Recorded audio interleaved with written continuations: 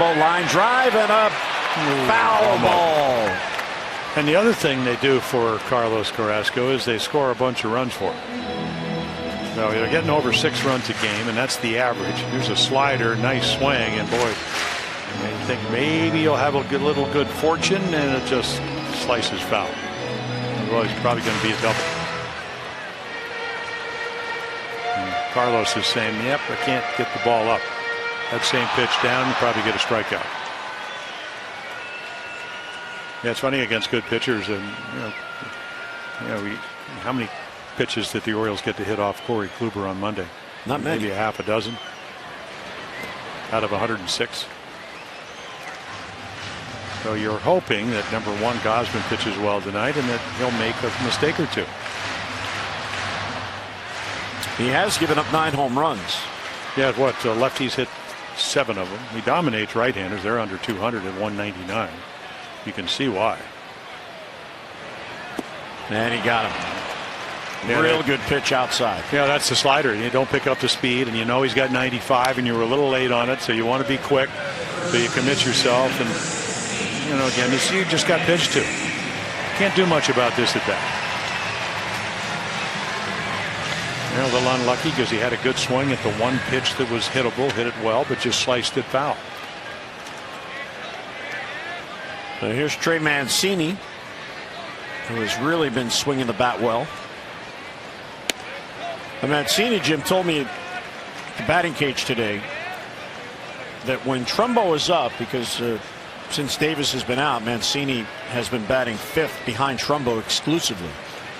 He watches how they pitch Trumbo, and then when he goes to bat, he looks for similar patterns. And Jonathan Scope was standing there, and he said, well, I watch Trey because I follow Trey. They're all very similar hitters in the sense that they have power. Mancini is the best at going foul line to foul line, but Scope is much better at that this year. So they're using their teammates by where they bat in the order for information. And there's a high chopper to third. If it stays fair, it's trouble. It is fair, and no play to first. Mancini has an excuse me base hit. And then Trumbo's going to watch Trey Mancini and say, maybe I need to do that next time. No, that Todd Frazier was talking about that. He's hitting behind Avi Garcia, and who's having a great, young hitter, 26-year-old. Here's your Baltimore chop with this terminology right off the plate. And Ramirez gets to it very quickly, but wise decision here.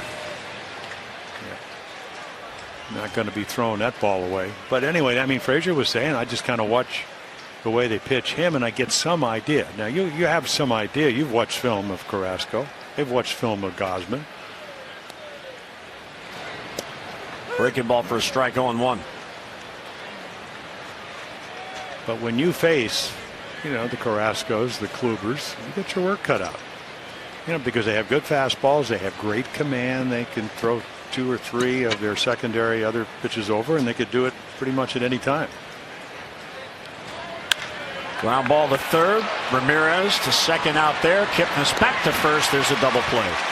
And that will end the inning. So the 1-out hit, none left. We'll head to the third. No score.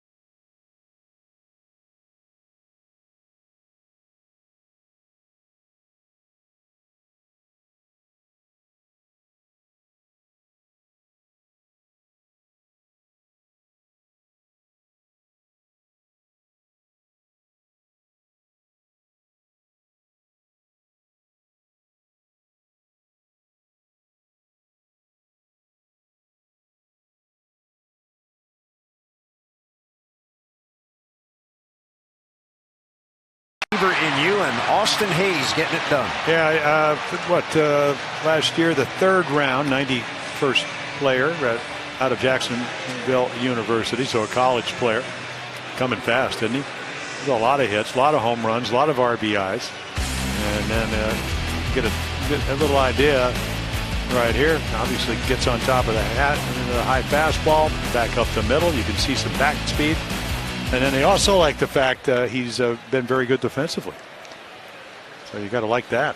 91st player drafted and racing his way through the minor leagues. I talked to an executive at the Bay Sox today, and he was telling me that he talked to a scout from another organization, not from the Orioles, who was in there scouting the Keys, and then he went up to scout the Bay Sox. And this scout said that Austin Hayes is an everyday major league player. Oh, good. Orioles need him. And that's from a scout from another organization, not someone from within. Bradley Zimmer, the rookie, takes strike one, fouls it back quickly, 0-2. So Kevin Gausman, very aggressive. We talked about, again, he controls the drive, so maybe feels like, he's made some adjustments. He's moved over on the pitching rubber a little bit. Maybe a little bit more towards first base, which is, if we're looking from this angle, to the left. And there's a see you later split. One of our keys, use split. Very effective for him against the Cardinals after some early runs. Bottom drops out. So you show him 95, and there's probably, about a 12-mile-per-hour difference? And then you get movement. Really good movement on the split-fingered fastball. 4 strikeouts already. Here's Roberto Perez, the number 9 batter. Tough year at the plate at 159. Strike one.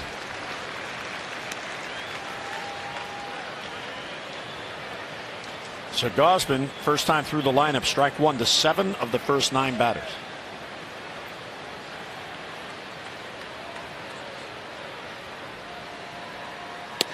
There's another one. Well, I always think that when Louis Tiant would come in, or a lot of it, Nolan Ryan or whatever, you look out when you're sitting on a bench or you're pitching against him, and you go, pretty impressive. What do they do as he goes down on 95? So there's quick work. What are they doing, and maybe what do I need to do? So if you watch Corey Kluber on Monday, and you saw that he's throwing strike one, and he threw 106 pitches, 80 of them for strikes. I might have to do that. And this is what Kevin's doing. He's fully capable of being a very good major league pitcher. But as he's learned, and we all learned, it doesn't happen. There's a process to it. Francisco Lindor bounced out to Mancini, leading off the game.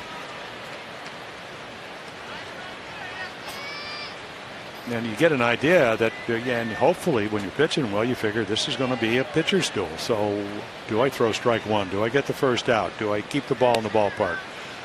Do I not lose focus when I get 2 quick outs? Do I walk somebody that can steal the base? All those factors come into close games.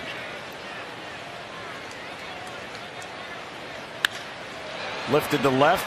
Kim back on it as the ball carries, and Hunsu runs it down. So Gausman, a second 3-up, 3-down inning. Indians go in order.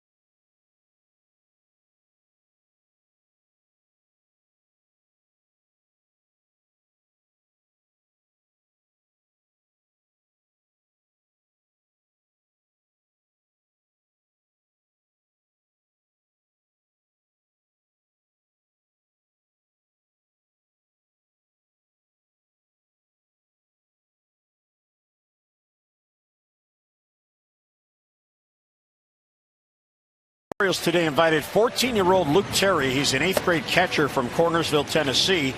He had a special experience on the field. Luke had his right arm amputated as an infant. But through perseverance and hard work, he's overcome physical challenges on the field and inspired millions of supporters with determination. Jim Palmer threw out the first pitch tonight to Luke, who made the catch and then fired to John Russell. Wellington Castillo, Caleb Joseph, John Russell, all were out there. And during all that, a family from Iowa was here watching the game, and their son is also a catcher. He's on the right in the Baltimore t-shirt there, and he also has one arm. Yep. And now the families are sitting together. He's a catcher, Luke is a catcher, so now the families have bonded. So coincidences? I think not. No. Very nice young man. In fact, the whole family. And I said, let's get to the important things. How many people in your town, in Cornersville? And he goes, 1,200. I said, how about the girls? Anyway, and yeah, it's just amazing. Well, Jim Abbott actually pitched at a major league level with his part of his right arm amputated, and we did actually beat the Orioles for his first major league game. And I see him from time to time. I thought Wellington, he was overwhelmed by it. He said, I just can't believe he can do it. And then if you saw the pregame show, he was just saying, it really touched his heart, and it just shows you what hard work and persistence and diligence will do. John Russell the same way, former catcher, the Oriole bench coach. Well, Buck was saying before the game, talking about Jim Abbott, Buck managed him in New York, and Abbott pitched a no-hitter. 3-1 on Kim. Joseph and Giannis will follow. Well, said the same things apply for Carlos Carrasco when you get Evan Gosman on his game tonight.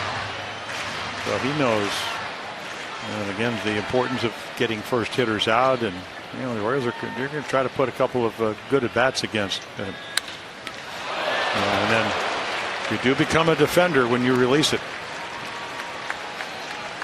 So Kim taking away one away. Here's our league leaders, brought to you by Coons.com. When you're talking cars, you're talking Coons. Well, this is what we said. I mean, one of our another ace, but also travels well. He's 5-1 this year, but look at this: 10 wins with a whip. That's walks and hits, low ERA, low batting average, and then a lot of strikeouts.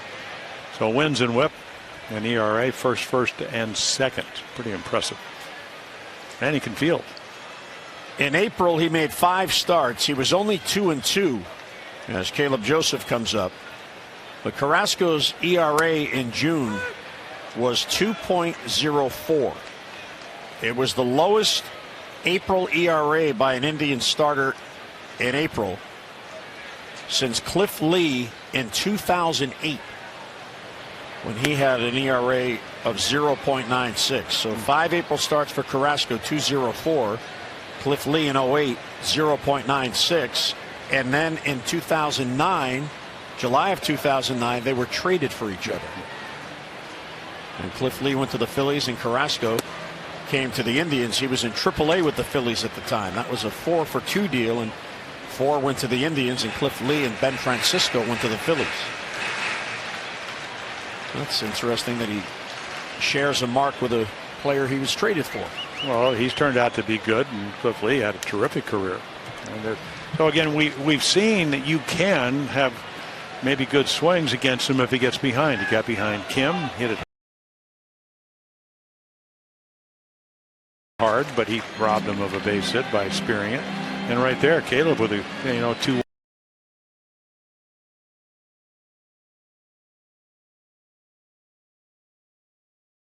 One got a fastball to hit.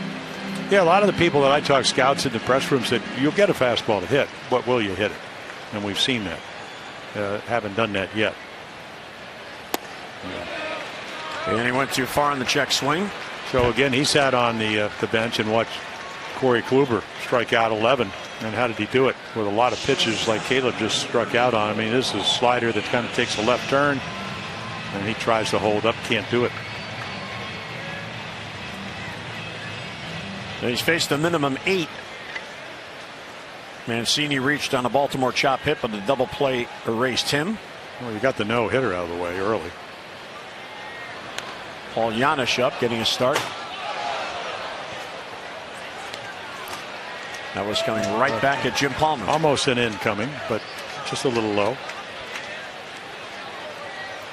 Well, you know when balls are fouled straight back and you're looking at the monitor that you better pay attention. Strike 2 on the breaking ball. Giannis in his 5th game. He rejoined the team when Hardy went on the DL.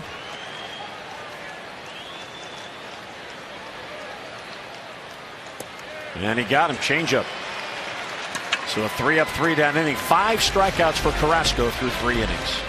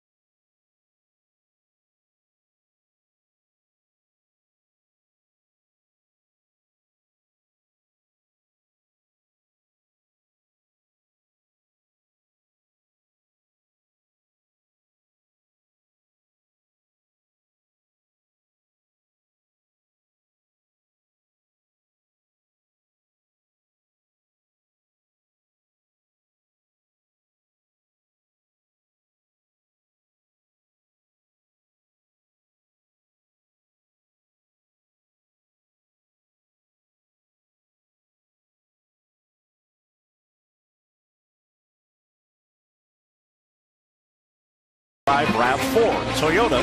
What drives you? Visit buyatoyota.com for great deals. Well, after the 44-minute rain delay, it has cleared up nicely and a beautiful evening sky here in downtown Baltimore. And the Hawaiian t-shirt. Oh, yeah, it's everywhere. It is. Kevin Gausman, 1 over the minimum through 3 innings. He has struck out 5. Carrasco has struck out 5. Here's Jason Kipnis. And a strike. Kipnis struck out his first at bat.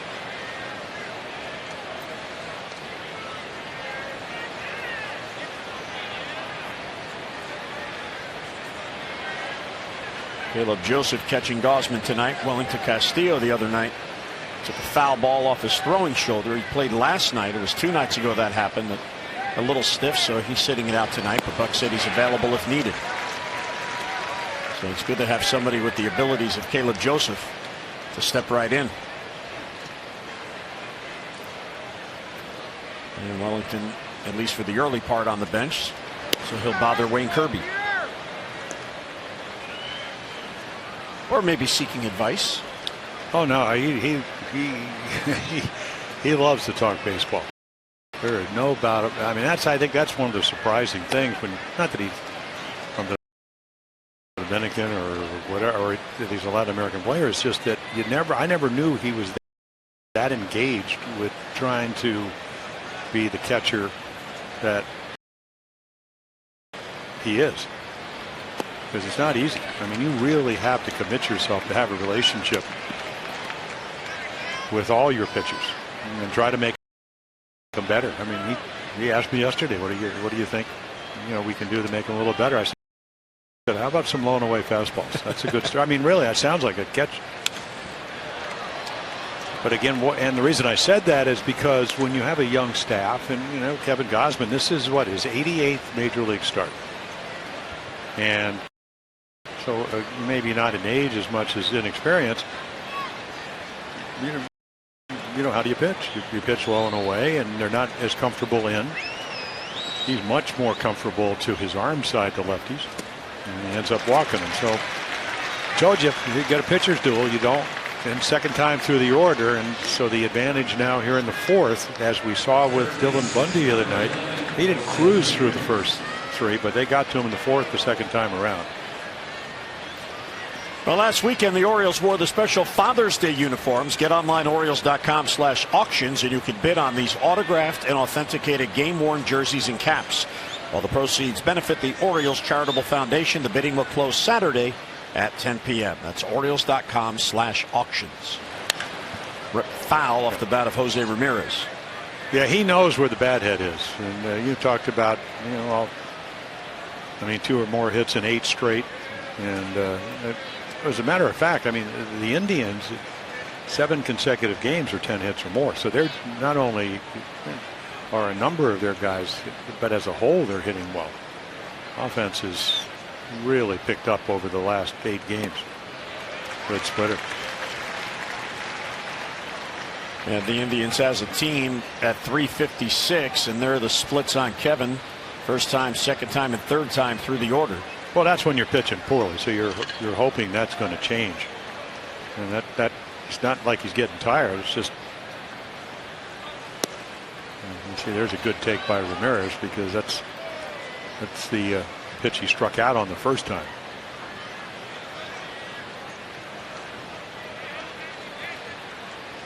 And I mean, it's one of the. I mean, they play him almost straight away. You hardly ever see this at the major league level. With the exception of Manny, a little bit off the line. And even there, that's a 95 up and in, and he's still able to get the bat. At least foul it off, and they've done a great job of that. Another Latin America player that they signed for $50,000, and then they extended him, Jim, 5-year deal for about $26 million. That could go with a couple of options all the way to 50 over the course of 7 years. Gausman ahead 1-2. Upstairs with a fastball. He is in such a zone right now. He does not chase. Well, and because you have the runner at first via the walk, there's a huge hole, and we've seen he's got a very quick bat. And no doubt about it that if you leave a ball in the middle of the plate, and we saw it off of Bundy, he doubled off the wall in right field in the 4th. And there's another good splitter that he's able to. Ty Van Berkeley, the hitting instructor, said he's fearless. And not only is he fearless, because he's very aggressive. And that's kind of easy to do when you're red hot, and he's red hot. Just 24 years old, Ramirez, and he's already in his 5th season with the Indians. He came up as a young shortstop, but then Lindor showed up, and now he's the third baseman. In fact, he's even had some time in left field to keep his bat in the lineup. Oh, he can play everywhere. Everyday third baseman now, giving them a solid defensive infield. Here comes the 7th pitch in this at bat, and it's outside. So again, a deep count, long at bat. Yeah, he fouled off the good splitter, and then Kevin got on the side of that one, and it really never was close to being a strike. I mean, he's hit everywhere he goes, Jim. I mean, over 300 in the minor league. Last year, his first full year, 312. It's a tough out. And a base hit the other way. So Ramirez extends his hitting streak to 9 in a row. And a real good at bat on the 8th pitch. He slaps it the other way for a single.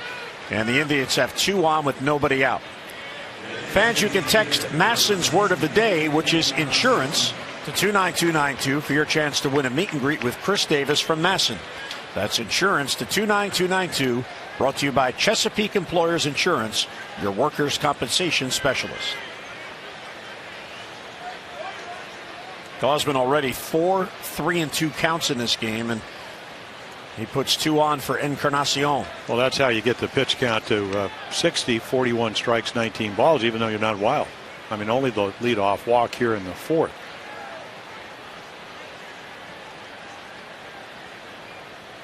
The 1 home run by Encarnacion against Gausman. He only came in. He's now what, 2 for 17.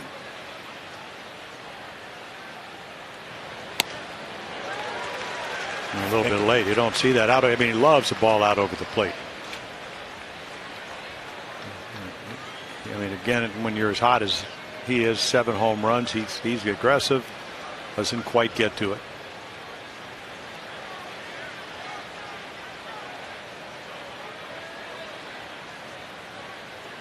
Encarnacion flied out his first at bat. And another one. He went right back to the same pitch. Yeah. Little different velocity, but same location. Yeah, little splitter. Big swing. Almost lost the bat. Well, what he hit it last night, 354 to the upper deck, second ball this year. Manny Machado doing it the first time.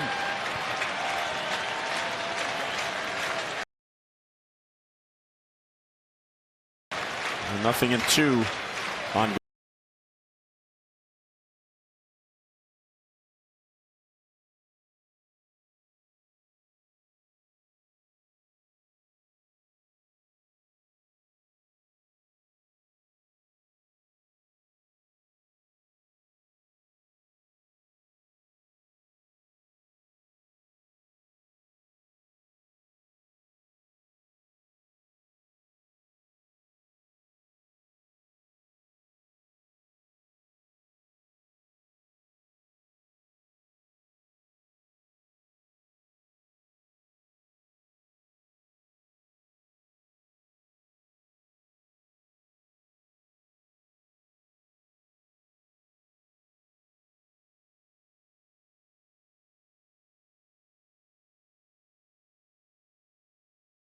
Session, the change up to get Encarnacion to get the strikeout, and then right on the fist of Chisenhall, because the advantage of pitching game 3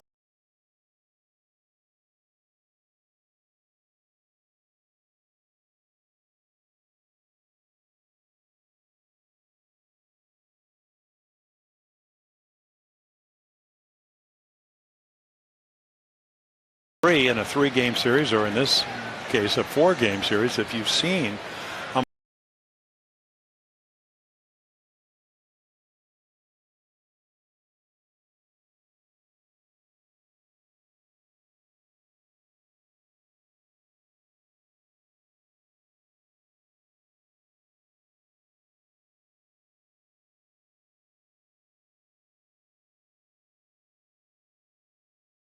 almost all the hits he's gotten are out over the plate, and he got a hit the first time, so you change.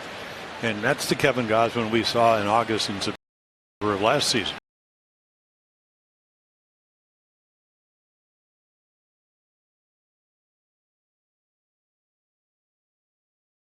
He has 3 wins, and they really have been spread out. He won April 13th in Toronto, May 8th here against the Nationals, and then May 31st here against the Yankees. Hard hit ball. Mancini knocks it down. Gausman to the bag, and he gets there ahead of Santana. Mancini takes a double away from Santana, and that denies the Indians getting on the board. Trey towards the line, knocked it down, and gets it to Gausman for the out.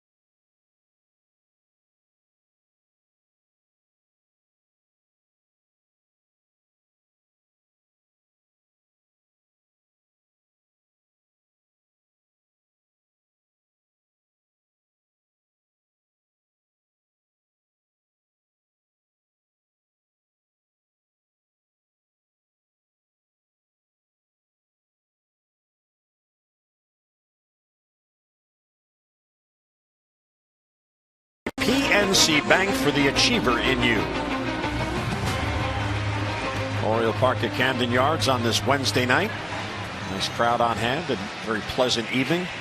Still muggy, but it is summer, June 21st. That's right. You don't have a choice but to know. There's Seth Smith, who hit a comebacker leading off in the first. Well, he's the type of pitcher, if you have a pitcher's meeting with Carlos Carrasco because he has 4 pitches and you said, okay, Seth Smith, good fastball hitter. You know, down, he's a pull hitter, up and away, he'll go the other way. How do you get him out? Well, we can throw him changeups, we can throw him curveballs, sliders, try to get ahead. And he can do it on most nights. Can you pitch to both sides of the plate? Well, there's 95 on the inside corner. So he can do a lot of things, and that's why he's a good pitcher. 51 wins, 49 losses in his career. Made his big league debut September 1st of 2009 following the trade from the Phillies. He was in AAA with the Phillies. After the trade, he went to AAA Columbus for the Indians for a month, and then was a September call-up. He's only 2 above 500, but his career ERA is pretty impressive at 3.85, so he's below 4.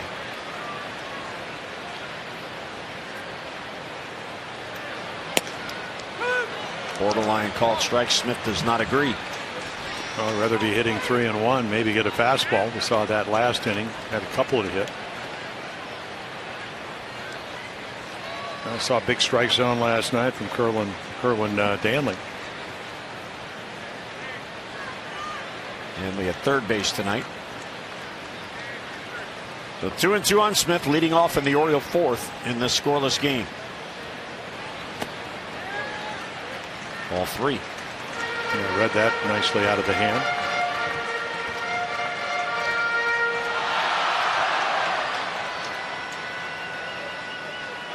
Shift is on. See Kipnis out there in shallow right field.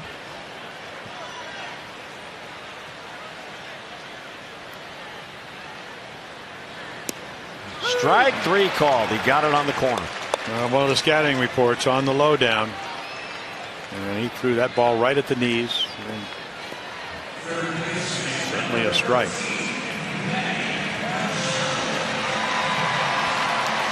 And I think he's still fuming about the fastball down and away that he called off the plate.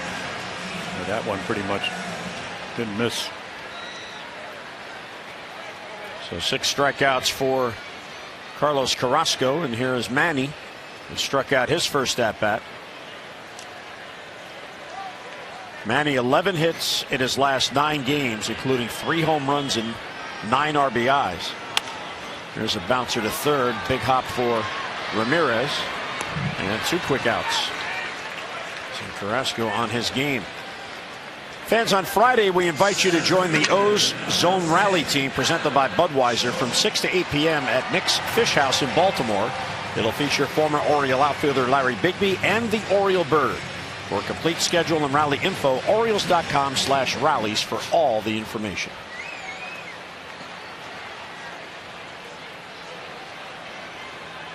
That youngster likes his Dylan Bundy t-shirt, even though it looks a little big on him. He'll grow into it. Yeah. Adam Jones struck out his first at bat.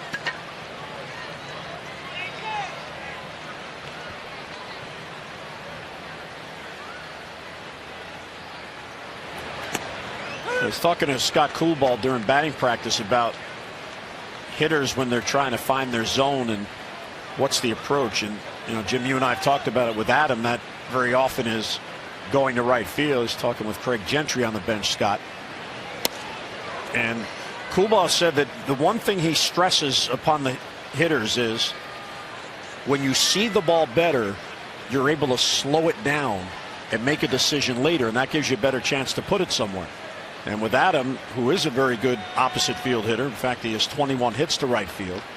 He has been doing that more on this homestand. Of course, now he pulls it, and there's Lindor, off balance throw, and Adam is safe. And that'll be an infield hit. Boy, Lindor almost got another one.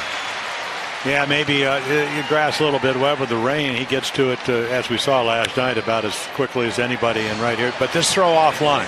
Last night, Manny beat out one for one of his 4 hits, and there's just kind of a heave. Not exactly the Derek Jeter jump and throw, a little pirouette, and then Santana's going to flag it down or try to and tag him out. He couldn't do that. Then you get a little bit lucky because it doesn't go into the camera well, doesn't go into the dugout. And otherwise, you'd have in a 0-0 game here in the fourth, a runner at second. So Adams' 13th infield hit. And he is on with 2 down for Trumbo. But one of the things Coolbaugh said as a hitter that you should strive for every pitch is to keep your head still. If your head is moving, you don't see the ball as well, and you're probably not going to succeed or have as good a chance to succeed. Well, that's why a lot of hitters, I mean, if they go into a crouch, they try to stay in the crouch, or they stand tall. I mean, look at Mark Trumbo. Today he walked up, he said, enough with these mechanics. Not worrying about mechanics. And I said, no, you got to worry about Carrasco because he can pitch. I said, but at the end of the day, all the good hitters, and of course he would say, listen, the great hitters, they know where the bat head is.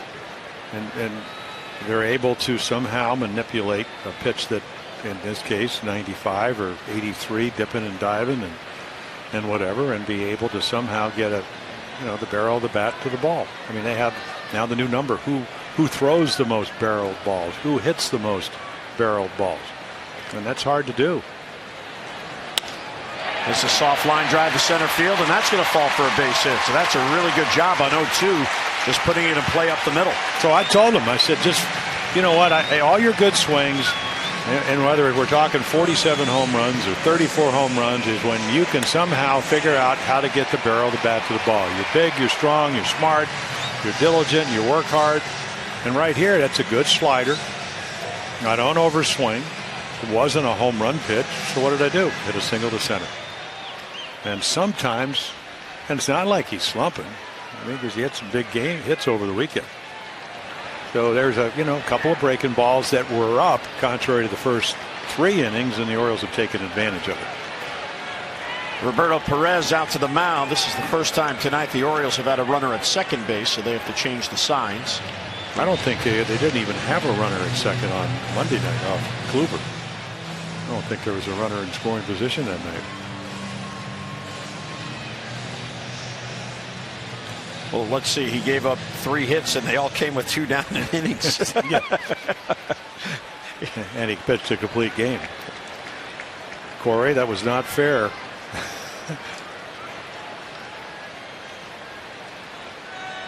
No, Mancini now with a chance. Check swing. They appeal at first. He didn't go. No. 1-0. See, he started, but the bat head. And you know why Mancini's a good bat head? If you want to go back to what you talked about, Coolbaugh. I mean, right there. I mean, it's close. But he doesn't move his head. Usually, what are you trying to do? You're trying to hit the back of the ball. Well, if a still head, it's a little bit easier to do that. And, of course, what is Carrasco? He wants to get him out on his front foot, maybe out in front a little bit. And the other thing for Trey, he's tough to defense because I don't even know if he has an idea where he's going to hit it. If you go in, sometimes he pulls it, pitch him away. We've seen him hit home runs over the last week. One in Chicago for 3 runs, solo off of Lance Lynn on Sunday. He's as apt to hit it over the first base bag as he is over the third base bag. So tough to defense. 2-0 the count. And there's a strike. Well, you look at his hits, and Trey has 58 hits, 23 to left field, 21 to right field. So almost the same number to the opposite field, and then he has 14 straight up the middle. So he is probably the best foul line to foul line hitter and most consistent foul line to foul line hitter in this lineup. There's a tapper out in front of the plate. Perez has it. That's a fair ball. And on that real good pitch, Carrasco gets out of a jam. So the O's have 2 hits after 2 down, and they stram 2 here in the fourth.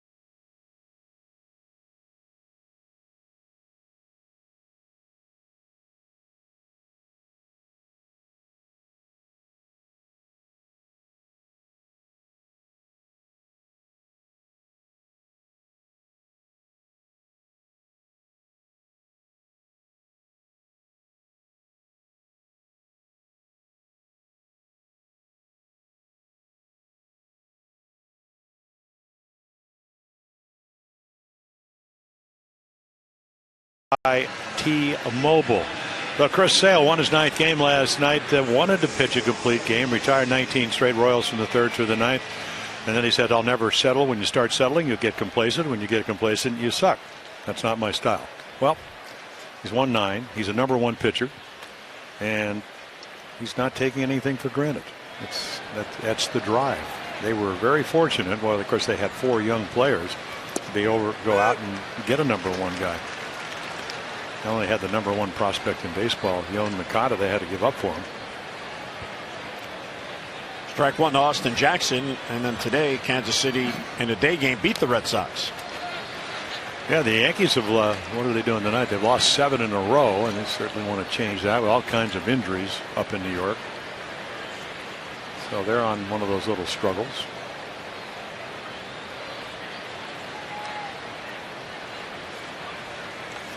And he got him. 3-pitch strikeout. Yeah, that's the first time he's really used the slider. It's been mostly splitter. So, boy, what a good pitchers. They can get you out a number of different ways. We've seen Carrasco do that. So Jackson, the first time Austin, he hit the ball pretty well to right field. This time on a fastball, you make a nice adjustment, you get ahead, and a very, very good slider. Here's the rookie Bradley Zimmer. He's got a 4-game hitting streak. Struck out his first at bat. It's going to be foul down the left side. Well, here's the Orioles starters, Jim, and the most quality starts. Of course, Dylan Bundy well ahead of the field. Kevin Gausman, 4 quality starts in his 15 starts. This is 16th. And as a staff, and this has been the problem with the inconsistency, just 29 quality starts as a staff, the 5th fewest in the American League. So you don't get deep enough in games. You don't pitch well enough to get deep enough in games. And it has an effect on the bullpen, and we've seen it. Right. Well, we saw Darren O'Day do a simulated game today. He said he feels pretty good. Britton, he's going to go back out and pitch. He's felt great after pitching 1 inning last night. Line drive, base hit to center field. So Zimmer on an 0-2 pitch gets on. He extends his hitting streak to 5 in a row. Well, that's it. And again, I'm not complaining about Kevin Gausman because he's been terrific tonight, but he's not happy about where that pitch was. Zimmer saying, boy, I really have to scuffle. And a lot of times the difference is, do you get a good pitch to hit 0-2? On that one, a little bit too much of the plate, and he takes advantage of it.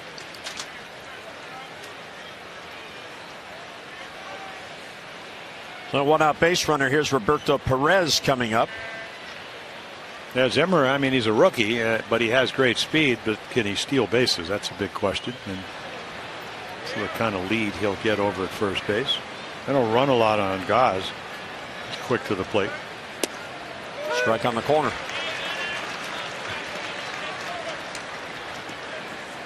And Perez looks back. He says, we want that pitch. Yeah, he won't complain too much.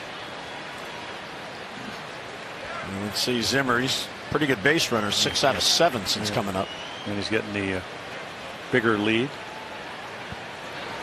Yeah, they led the American League in stolen bases last year. I mean, they're not running quite as much this year, even though they have a lot of collective team speed. There's Terry Francona. 94 wins for the Indians last year. But then again, it seems everywhere Terry goes, other than the Phillies, they win. A couple of world championships with the Red Sox. Go to first and Zimmer back. You saw in our StatCast that he was out to 11. And the StatCast folks tell us that anything farther than 10 feet is considered a very good lead. Well, yeah, think of it. He's a big guy. I mean, he's only 6'5", so 2.5 strides. That's your normal lead. You're a base runner. Well, that's probably about 2.5 right there. Now he's going to stretch it. So make him stop. Another pretty good breaking ball. Maybe a little bit more inside, but he swings right over. Yeah, that's actually pretty hittable, but he misses it. Doesn't get to play a lot.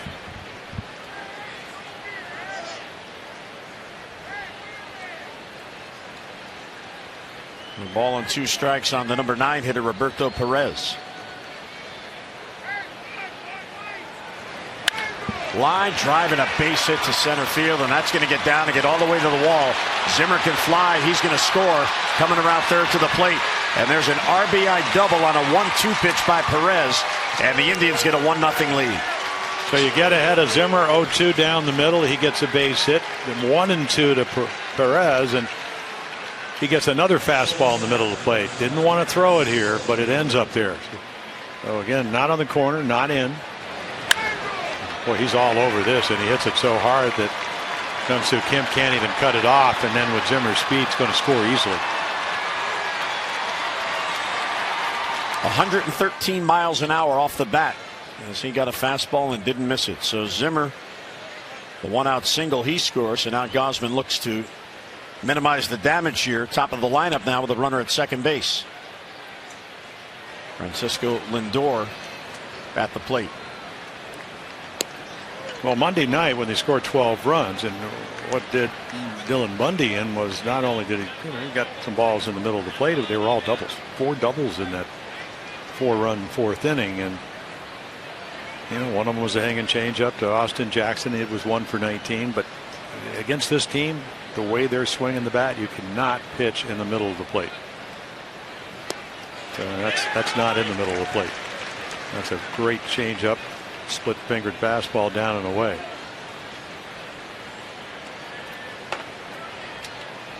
So 0-1 on Lindor, who was hitless tonight.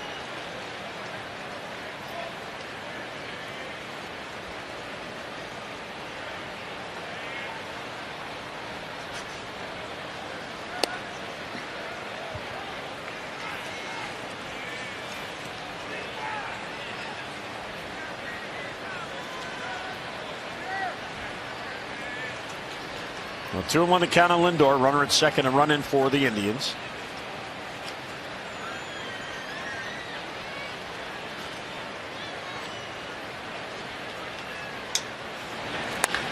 Pulled sharply foul down the line. Count will even 2-2. So what do you do when you haven't been in a game for a couple of days? If you're Towel drill. Miller, you do the towel drill. Yeah, he was out on the field to kind of, of course, he played here for what, 2.5 months. 2014, I believe. Mm-hmm. The division title year. That ball's hit deep to center field. Adam Jones is back, and that ball is gone. It's into the bleachers. And just like that, it is 3-0 Cleveland. Well, a series of mislocated fastballs here in the 5th. We started with Zimmer on an 0-2 pitch, Perez with a 1-2 pitch and a 2-2 pitch fastball right back into the middle of the plate. That's the two-seamer that and it just ends up, and you can see that's all you need to know right there. He knows you can't afford to do that. He almost hit the Oriole bird. Visiting fans out there in the bleachers. There's a strike to Kipnis, still only 1 down. 14th home run allowed by Gausman, a 3-run inning for the Indians. Another base hit the other way.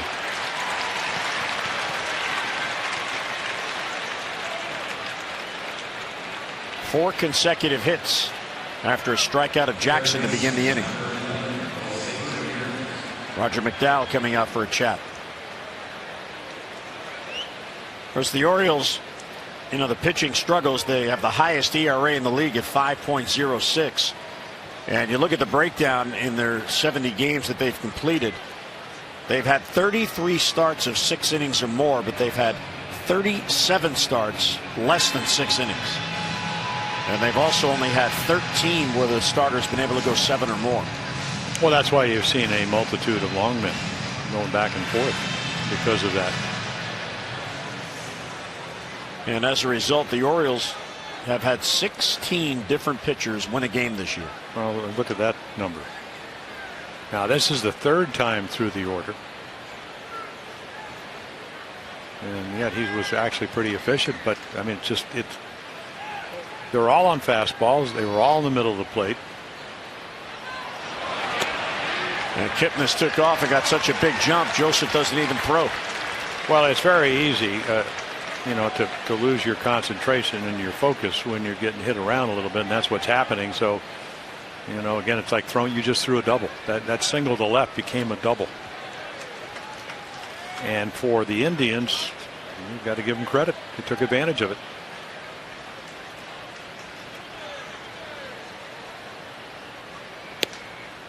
Fastball for a strike. Ramirez singled his last at bat, extending his hitting streak to 9 in a row. Now he's looking for another hit to extend his streak to 9 consecutive multi-hit games.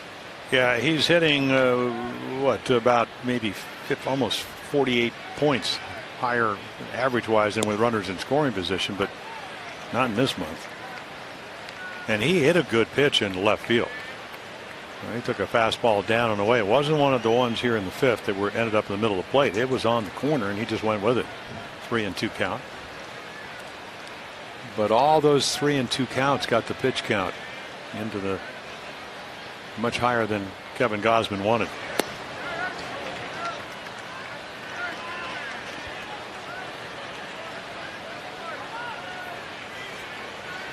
Well, the Orioles had back-to-back hits with 2 down, bottom of the 4th, but then Carrasco made a real good pitch on Mancini, hit a tapper out in front of the plate for the final out. Now the Indians come back and put 3 on the board here in the 5th.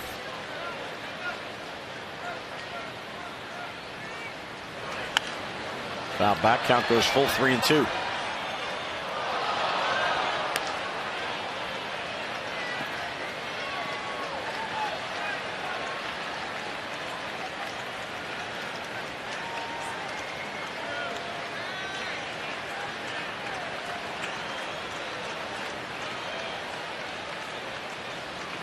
Well, 3-2, big pitch coming with Encarnacion on deck.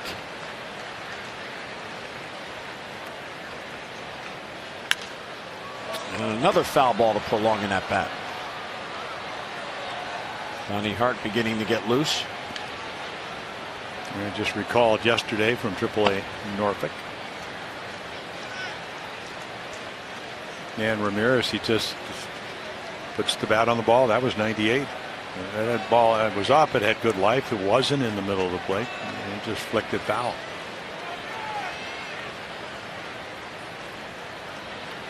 And he got him. That's a big out for Gausman. 2 men down. Well, you could see Caleb Joseph. I mean, he pats the glove a couple of times just to make sure you get the ball in. Look at the glove. Now he misses a little bit, but the other side of the plate. The scouting report says he doesn't do this. He's not comfortable doing it, but he does it here, and it makes a big difference.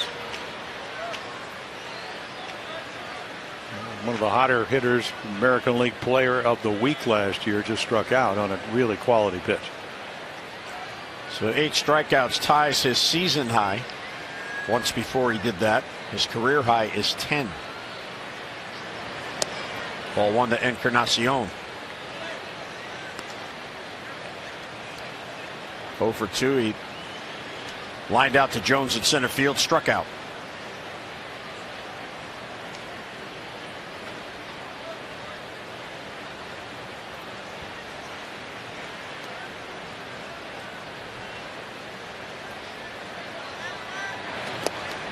Ball 2. Gausman in his career against Cleveland, outstanding numbers. In fact, his ERA against the Indians, very few appearances, 3 games, 2 starts, 1.72.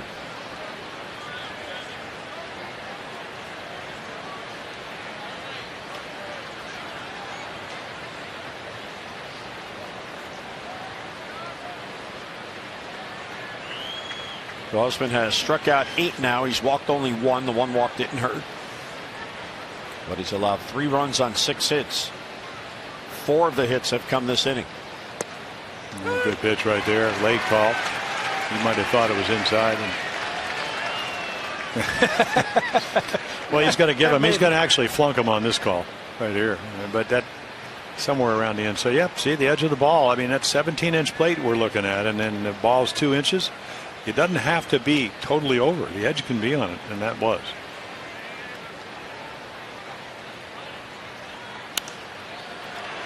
Fouls back the fastball, so 2-2.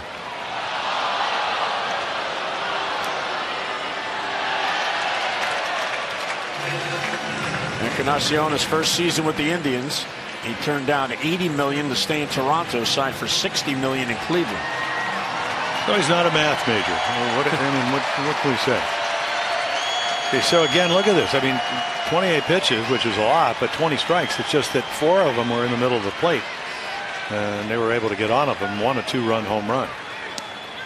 And that is very much close. That was probably a little bit inside, but it's a breaking ball that kind of backs up, but very close to where the splitter was caught. You can see the target. He misses all the way across the plate, and again the ball just inside, not by much, just barely missed the corner. 3-2 on Encarnacion, who is the 7th Indian to bat this inning. And he got him to get out of it. So Gosman gets the strikeout. That's a new season high, but the Indians get 3. RBI double by Perez, 2-run home run by Lindor.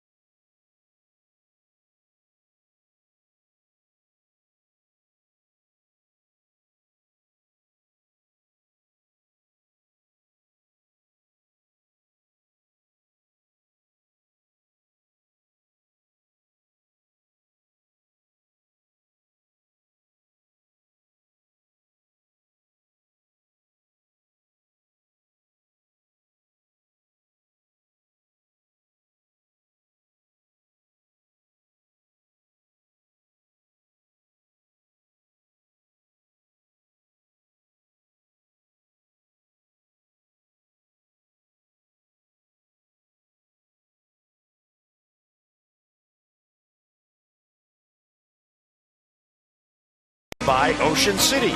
Put your vacation days to good use in Ocean City. Book now at OCOcean.com. And by Antwerpen Toyota. Get in the game this season with a new Toyota from Antwerpen Toyota.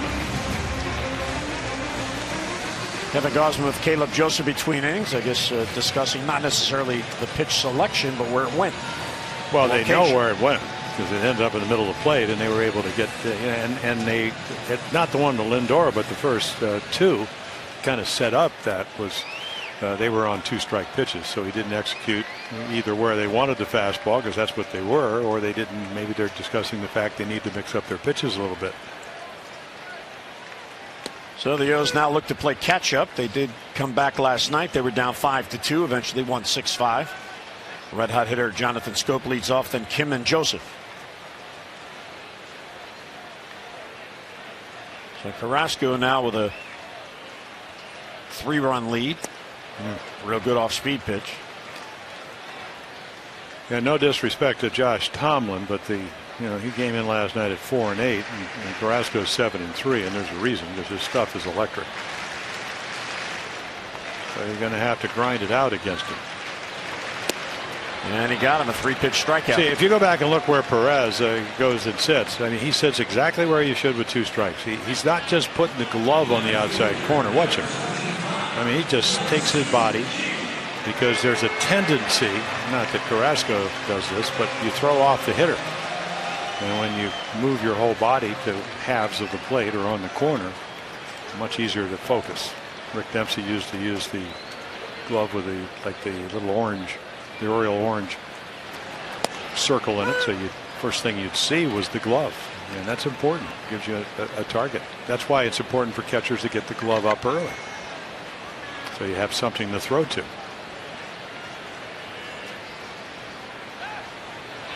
He wants it down. He hit the glove and he got the call. Kim doesn't agree. Looked like it was low.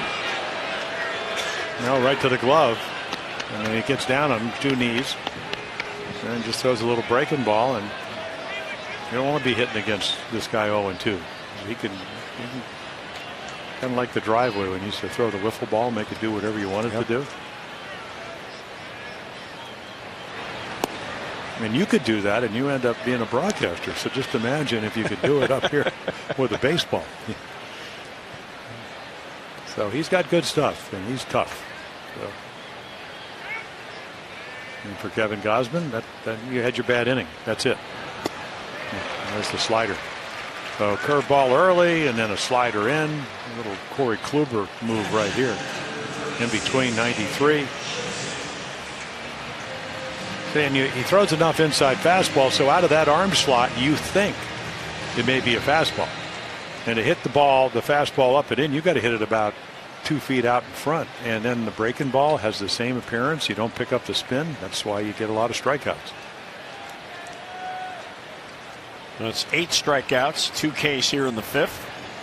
Caleb Joseph will foul it off.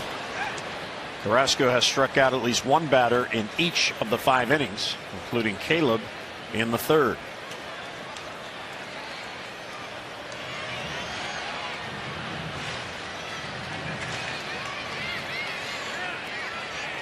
No balls in the air tonight for the Orioles.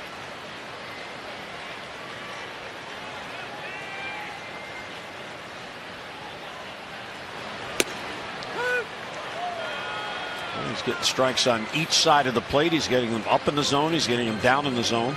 So he's working all the quadrants. Wait a minute. Pedro Martinez is pitching. Because that's how he got to the Hall of Fame. See Perez saying keep it down. High fly ball left center field. Zimmer and Jackson. And Jackson, the veteran, takes charge. He has it for the out.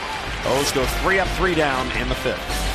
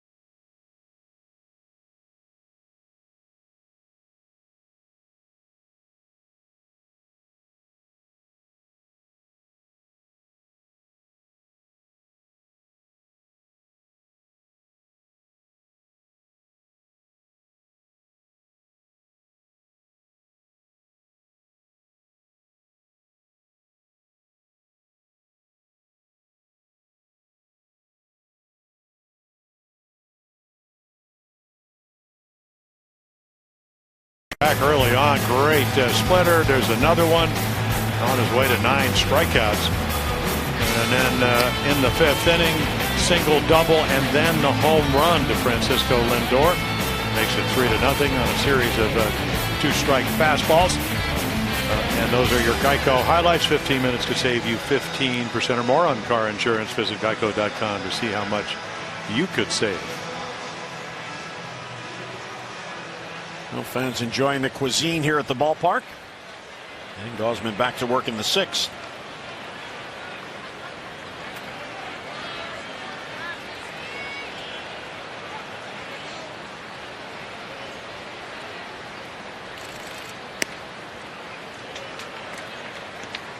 And ball 1 to Chisenhall. Santana and Jackson will follow.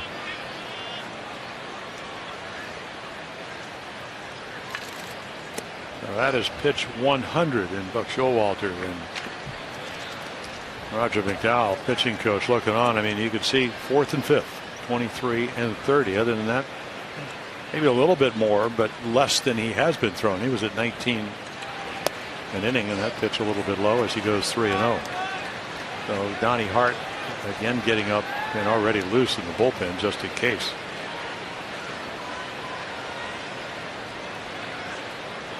A 3-0 on Chisenhall. And a 4-pitch walk to begin the 6th. The leadoff base runner for the Indians. Hey fans, remember, anytime the O's score 4 runs or more, you win free McDonald's Chicken McNuggets. You can download the McDonald's app today. It's available at Baltimore area McDonald's. So Gausman has now walked 2. He's allowed 6 hits, 8 base runners, and 3 have scored. Santana is hitless. He has struck out and grounded out to Mancini at first. All 3 Indians runs in the 5th inning. RBI double by the number 9 batter Perez, and then a 2-run home run by the leadoff hitter Lindor.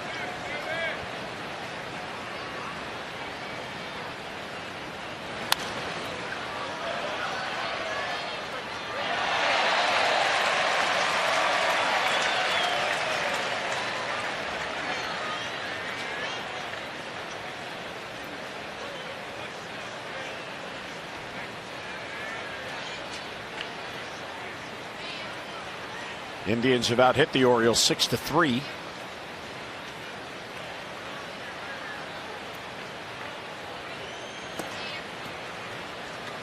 So 1-1 the count. The most extra base hits since 2004, and Carlos Santana is 3rd in Indians history since that date. Hafner 413, Grady Sizemore 398, and then Santana.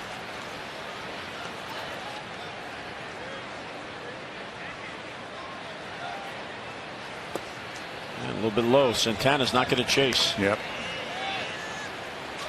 Yeah, it looks a little weary because, and again, 104 pitches, 105 pitches when you're getting shut out, and you had a pitcher's duel going into the 5th. It wears on you, on your mind, and again, pitches have more import when each one might mean the ball game. Not missing by much there, but enough. 4 really non-competitive pitches to Chisenhall, all out of the zone, out of his hand. Donnie Hart, he's ready. There's a right-handed batter on deck, and then a lefty Zimmer follows Jackson. Well, this year Donnie Hart has gotten righties out better than lefties, which was not, I don't think, the design or the good pitch right there.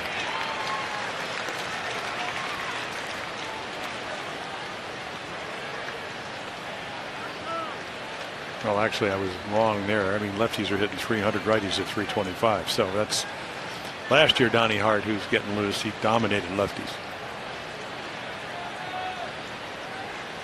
A full count on Santana with Chisenhall at first. Just did get a piece. Right out of the glove.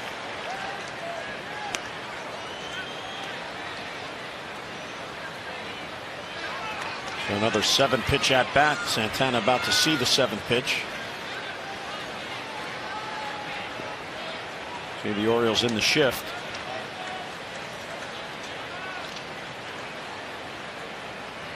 And because it's a double play situation, Scope is on the dirt and not out there on the right field grass.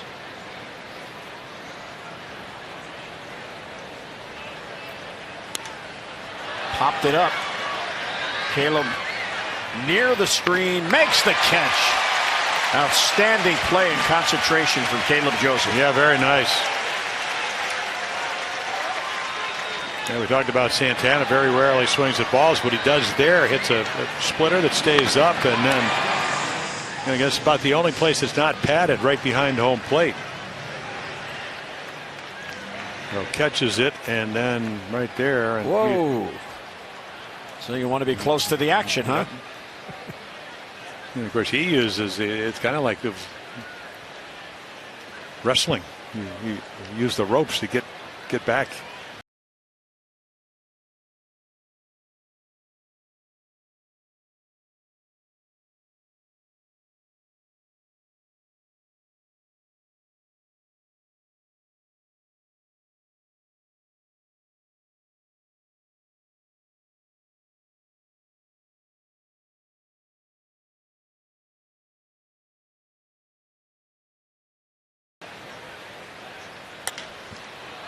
Skied to right. It's playable for Seth Smith. 2 down, back to first base goes Chisenhall. Fans Chris and Jill Davis will host Crushes Homers for Hearts, benefiting the Pediatric Heart Program of the University of Maryland Children's Hospital on Thursday, July 13th, right here at Oriole Park. Now, attendees will watch a private Orioles team workout and then participate in a home run derby and more. To learn more, visit Orioles.com/homers for Hearts. So Gausman leaves with a lefty coming up. We get Hart in the 6th.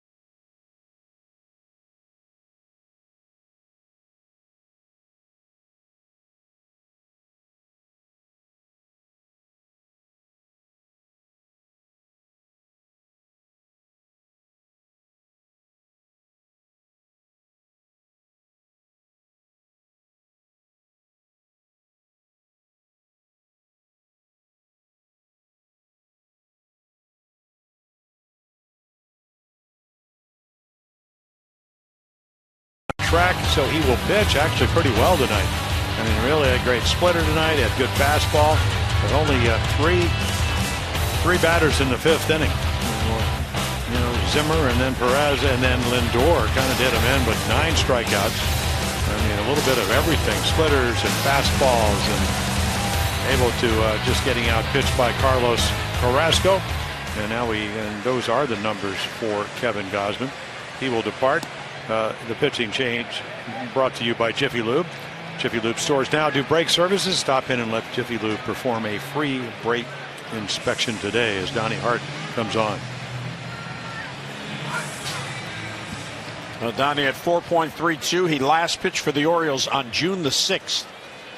He was sent down to AAA, and he said it actually was a beneficial time for him working down there with Mike Griffin on mechanics. Now face Bradley Zimmer. Calling card throw to first.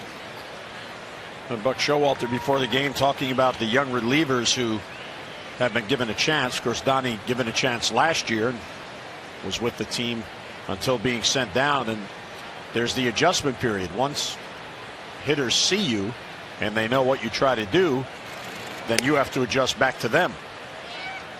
So do you have something else in your arsenal to get these hitters out? Miguel Castro there in the back, his first big league win last night.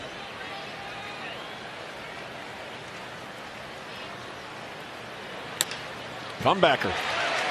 Donnie Hart with 2 down will take the easy out at first. So nicely done. That ends the inning. Leadoff walk at a man left. We head to the bottom of the 6th. 3-0 Cleveland.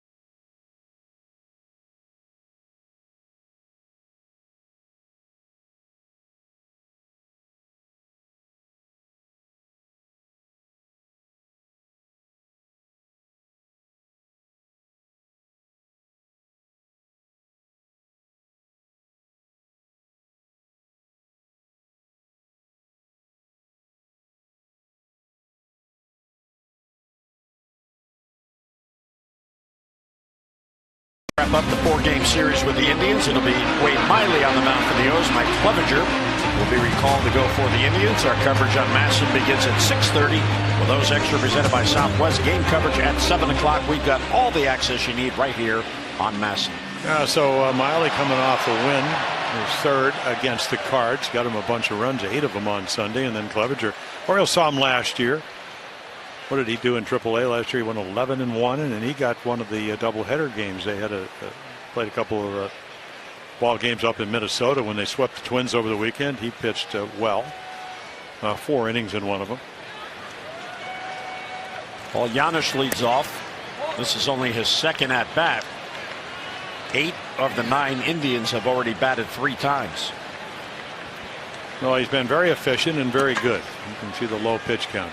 He averages at 15. And that is very, very efficient.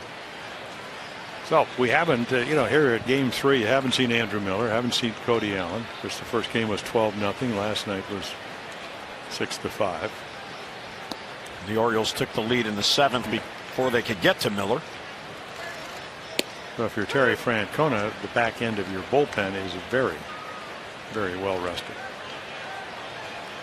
And since he's carrying 8 relievers at the moment, he's been able to spread the wealth.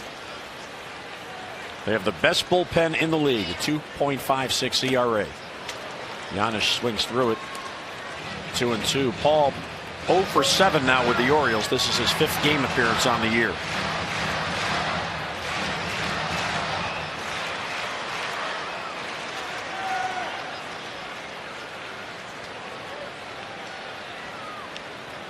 The combined batting average against Carrasco, 208.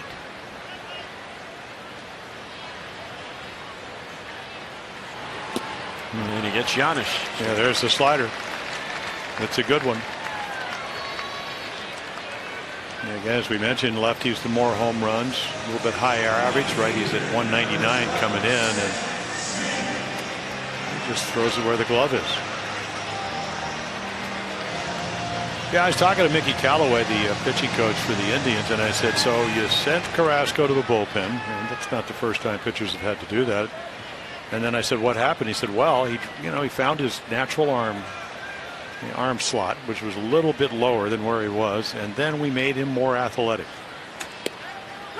So in other words, kind of if you walk slowly, your arms don't swing. If you want to swing your arms a little faster, just walk faster. They'll naturally do that. So he was very precise and was trying to be perfect. So they made him more athletic, and really, when he's healthy, the rest is history.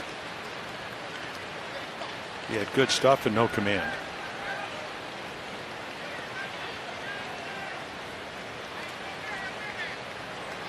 Well, the 9 strikeouts now are his season high.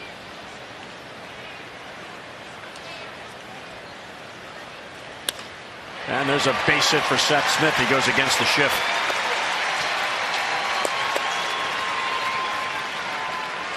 A 1-out single, and Seth Smith is on. For every Orioles walk, CareFirst Blue Cross Blue Shield contributes $50 to support the American Diabetes Association. The Orioles have drawn 181 walks for a total of $9,050. CareFirst Blue Cross Blue Shield encourages each of us to take that first step towards a healthier and a more active lifestyle. Yeah, well, the Orioles come in and 12th in strikeouts. Tampa Bay, Texas, Oakland with more. So they do strike out a lot. They also hit home runs. They have 3 or more home runs. They're second behind Tampa in the American League with 17 times they've done that. So you need to do a little bit of what Cleveland did. Get a guy on, get a couple of guys on. They got a 1-run double and a 2-run home run. All in a series of 3 hitters.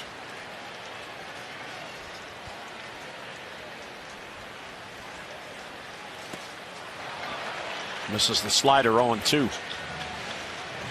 Yeah, Manny has not gotten any pitches like he got last night to hit. And that's to Carrasco credit. Now Carrasco ahead 0-2 with Smith at first and 1 down. This time he lets it go outside, and He got the call. 2-2. Excuse me, 1-2.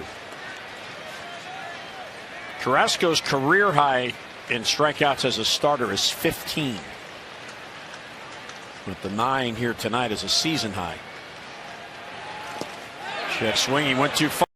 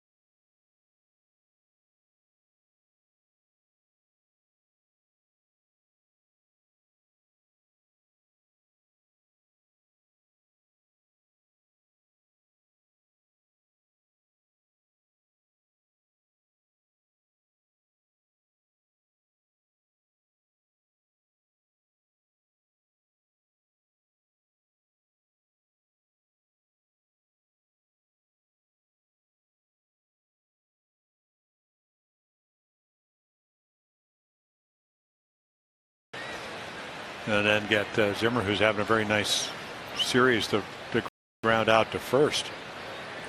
A lot of confidence in the ability to throw strikes. Donnie Hart gloves. And a 3-up, 3-down inning. 7th inning stretch at Camden Yards. Birds come to bat, down by 3.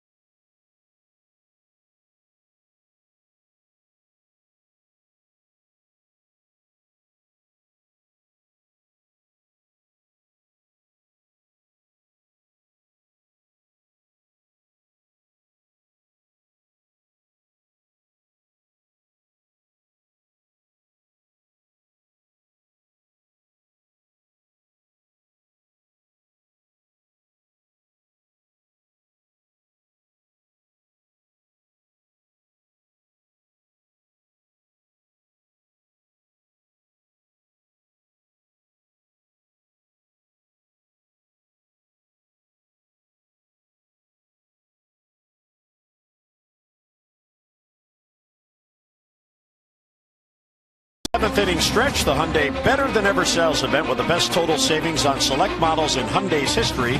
It's going on now at your Hyundai dealer. Here's Mark Trumbo to lead off in the 7th with Carrasco in command. He's allowed only 4 hits. But the Orioles still in this, just down by 3. Well, what he's also done is be able to get the first batter out in every inning. The amazing thing when you look at the numbers for this Indian staff is that all their starters are over 70 percentile of retiring the first batter in an inning, which is an amazing number. Good take, ball 2. Marcus singled in 2 trips. Well, what you want to do if you're the Orioles, you have a very, very good bullpen. Get them up. And that means you get Carrasco in a little bit of trouble here in the 7th. Couple of hot hitters follow Trumbo, Mancini, then Scope. Carrasco's out of Venezuela, signed with the Phillies when he was 16 years old back in 2003.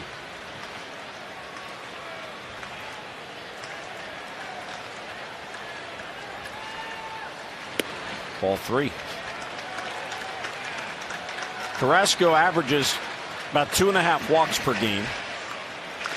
And striking out about 9, and he has 10 strikeouts in this game. How about only averaging 6.64 hits per 9 innings? And then we saw 98 last inning right there. If you're Mark Trumbo, you think you're going to get a fastball, and then it's 96 in the 7th. Not a lot of pitches, a lot of strikes. 83 pitches, 27 strikes, 56. For strikes, and he had 27 balls. Just did get almost a piece. Hit that out of the glove. He almost hit the glove. Well, that's Jacoby Ellsbury. Did it, what, about 13, 14 times last year? Yeah, he's close to 30 in his career. He's the expert at it. Well, he's also on the disabled list. He's getting apparently closer to being able to come back and play for the Yankees.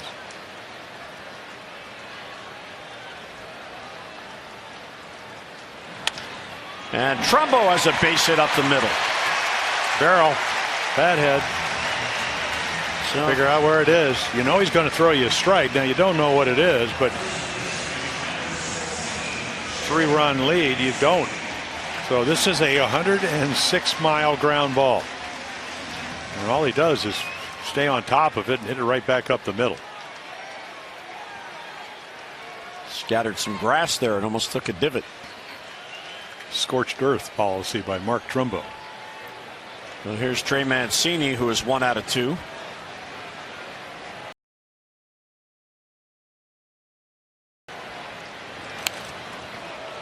Right back over Jonathan Scope's head, who's on.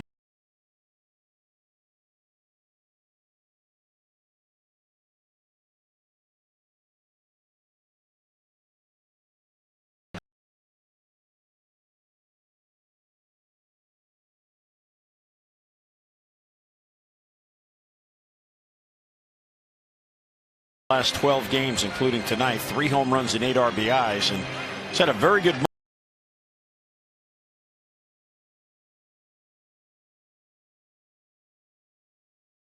month run production wise. For Mancini in June, 5 home runs and 14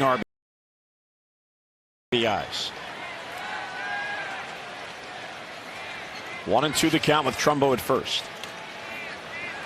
2-2.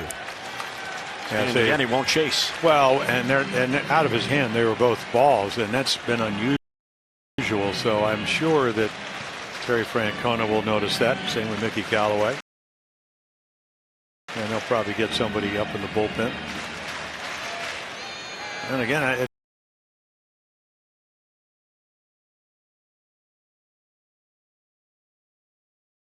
it's been a tough game for him, as good as he's been, because they haven't gotten him a lot of runs.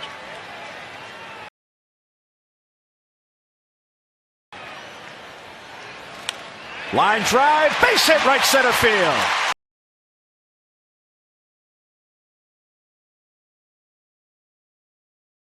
Mancini going with the pitch. They was down 0-2 in the count. Got it even and a base hit. So both Trumbo and Mancini with hits to begin this inning. That gets the tying run to the plate with nobody down. Yeah, this one hangs. Not a lot of hangers today, so it's up. And again, you could see him. I mean, you know, they say you don't see the back of the ball, but you're trying to hit the back. But he keeps his head down. And now all of a sudden, you get the tying run to the plate. And it is Jonathan Scope, who has had a scorching red-hot month of June. And nobody down here in the 7th. Well, last night it was the 7th inning. The Orioles broke the tie. Here they're trying to get it tied.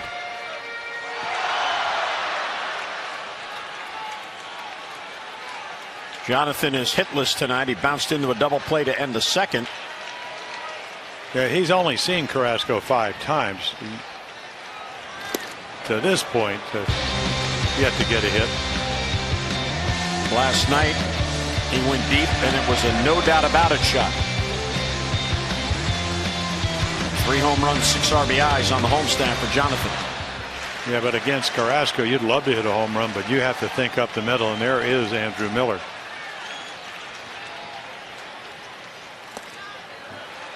Doesn't chase, 1-1.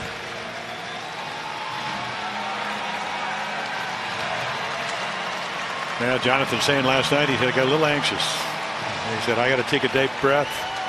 I got to relax. I can't swing a pitcher's pitch early on. So, you know, again, a young hitter, as he gets into the, 1,500 at bat range, understanding what he can do and what he needs to do. Yeah. So all of a sudden, Carrasco not with the command he's had.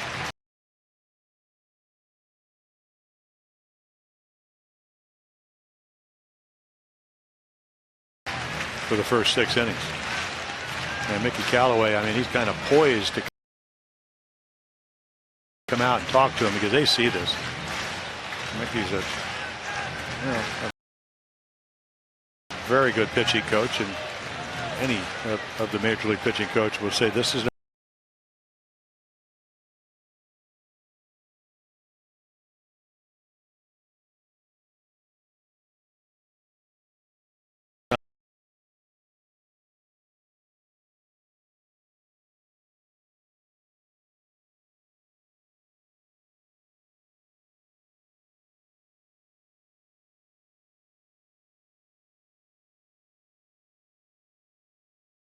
he was the first 6 innings.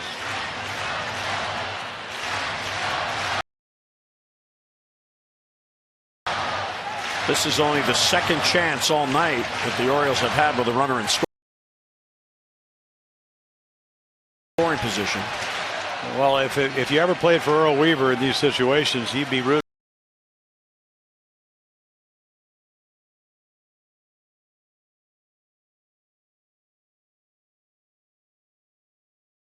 for Jonathan Scope to get a hit, but the last thing he'd want to do is hit a ground ball and get 2. So he would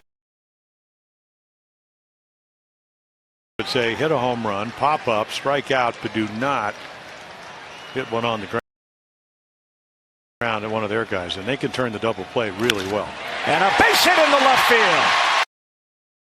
Trumbo got a late start. He will be held. Yeah, well, they play very shallow, Jim, and that ball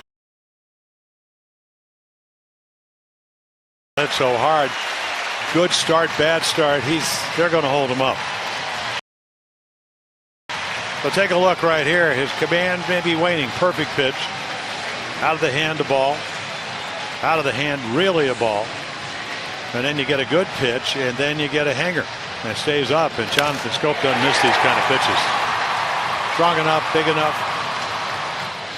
Really good breaking ball, and that's going to get him out of the game. So 3 consecutive singles to begin the 7th. Andrew Miller coming on for Cleveland.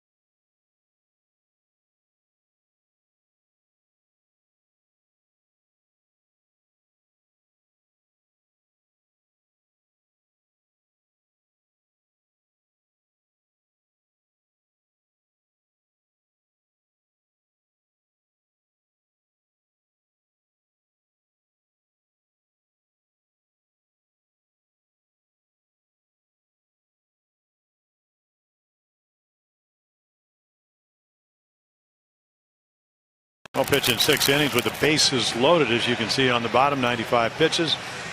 Command maybe deserting him, but boy, was he good through the first, really the first 6 innings with the 10 strikeouts, no walks. So he will leave it to Andrew Miller.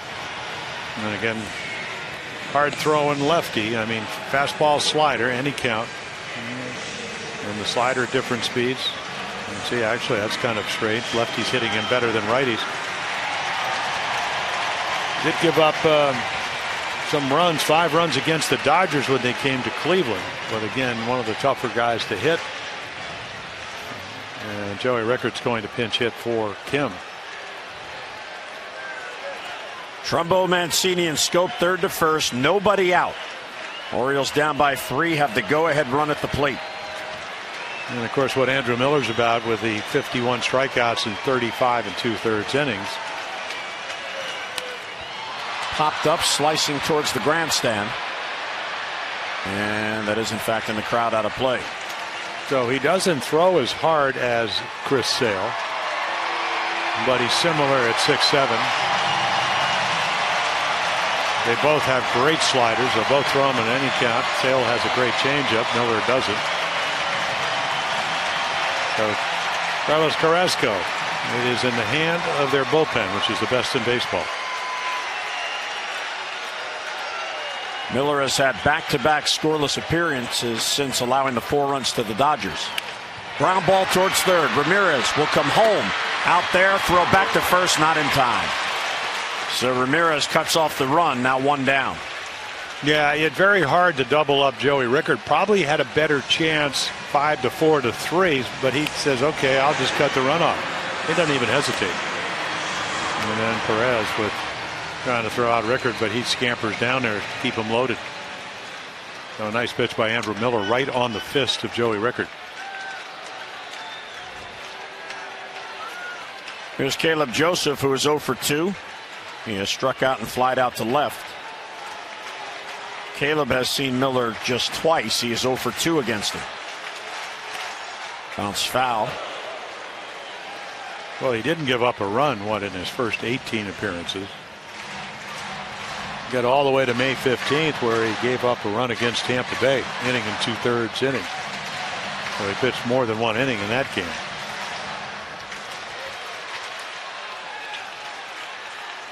And Zimmer comes even shallower in center field. Swings for the breaking ball, 0-2.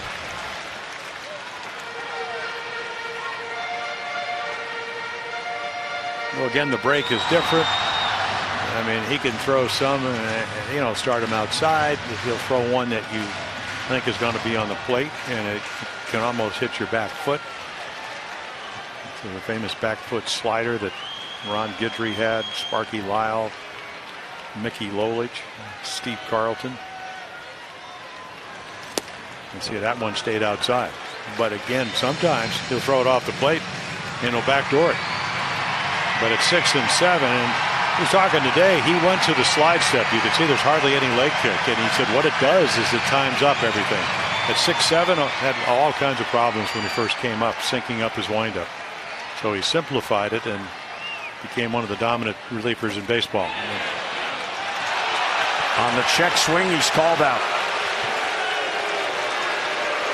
And there's the slider.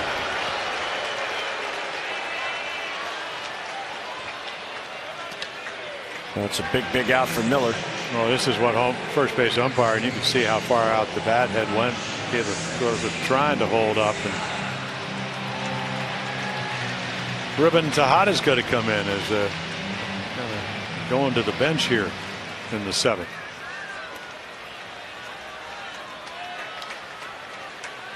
Well, Tejada didn't start tonight. He had been starting since JJ got hurt, but Giannis got the start. Paul 0 for 2 tonight with a couple of strikeouts.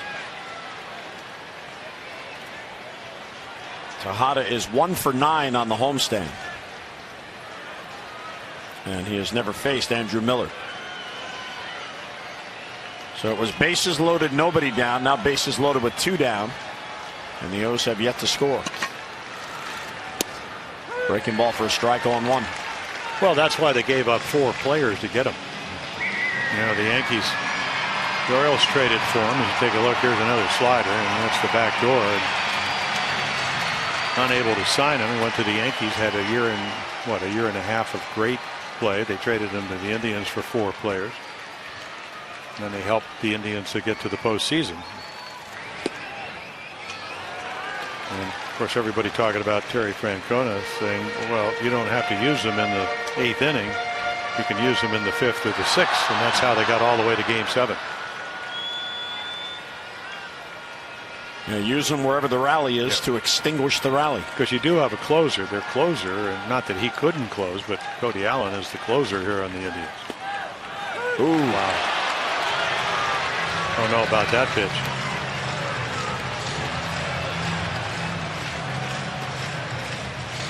It's nowhere near. No. How do you call that pitch? I mean, it's close, but it's outside. And Miller is adept enough that if he's going to get a call out there, he'll keep going out there. Well, if you're Ruben Tejada, I mean, he does throw 94, and he throws sliders at all different speeds. They're big sweepers. And he struck him out. So the Orioles had the bases loaded, nobody down. Miller comes on, and the O's strand him loaded.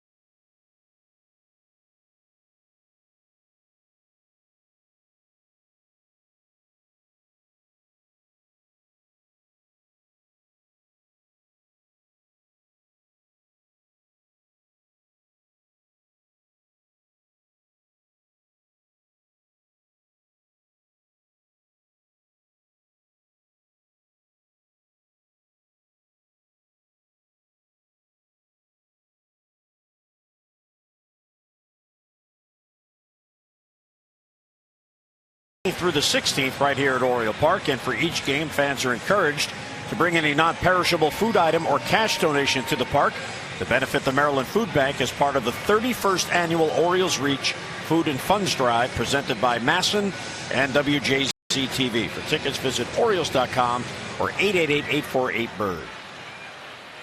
Joey Rickard stays in the game. He's in left field. He pinch hit for Hyun-Soo Kim, and Ruben Tejada is at shortstop after pinch hitting for Giannis.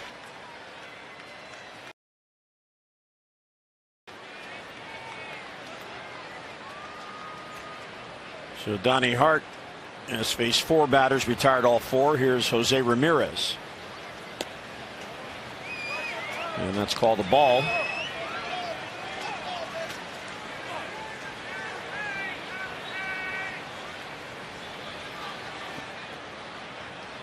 Ramirez, a switch hitter, is 1 out of 3 from the left side tonight. And well outside, so 2-0. Hart came on, got the final out of the 6th, and then 3 up, 3 down in the 7th. Zach Britton over there with Wade Miley and Chris Tillman. They're probably still shaking their head in wonder at Andrew Miller's job, because that's what he brings to the table. Well, he is good. He's one of the best, and he got a favorable strike call on a pitch that appeared to bend around the plate.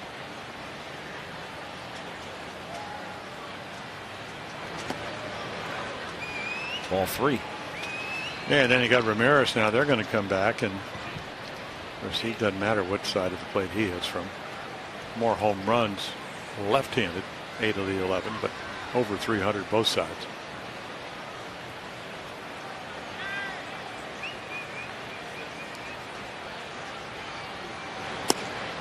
Strike at the knees, 3-2. And it's not only their late calls. He thought that ball was low. You know, the umpires, because of the way they get graded, you're looking to call the ball out front. And that's where they grade you.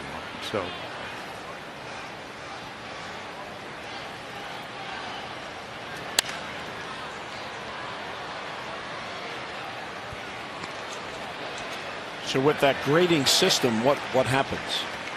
I don't know. Apparently not too much. I mean, the Indians were dying. They did, you know, Curlin, Danley. There was a big strike, you know, wide strike zone, and talking to one of the coaches, he said, "Well, he is the 82nd lowest ranked umpire out of the 89 umps, but they're still up there." Right. So I mean, there's always, you know, if you're in a class of umpires, grade class, you know, there are people at the top, and. And you're apparently supposed to get something like a 90 to 92 percentile. I mean, you know, whether you're calling the balls, because they do track them now and they can do it. But we see time and time, guys have bad nights. Popped it up to Hada and Manny. Manny calls, and he's got it. So Ramirez a tough out. He's retired, 1 away. This copyrighted telecast is presented by authority of the Orioles and may not be reproduced or retransmitted in any form, and the accounts and descriptions of this game may not be disseminated without the express written consent of the Orioles. There's Jim's buddy Tyler.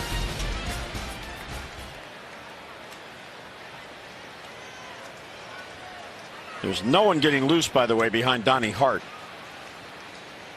And no one getting loose in the Indians bullpen, so Andrew Miller is going to stay on. Here's Encarnacion. He is hitless tonight.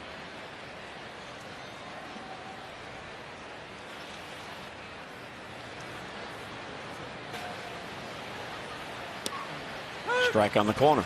And Encarnacion doesn't agree.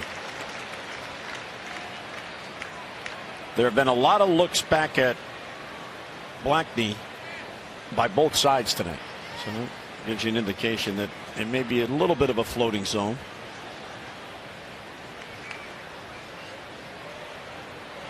Although in fairness to him, most hitters think nothing should be a strike. Well, you know what, a couple of years Derek Jeter is going to get to the Hall of Fame. He graded every pitch.